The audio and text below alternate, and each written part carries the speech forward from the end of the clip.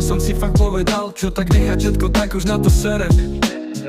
O pol tretej som sa zohral, na troch ocázkoch a v hlave som si hovoril, zvládni ešte chvíľu. Ostrave mi pán vodič nechcel zjadať kartu, v Tešinek ma zahnali ako do ohrady. Uviazol som vo spode na svibiciach s pivom v ruke na polceste a teraz neviem čo ďalej.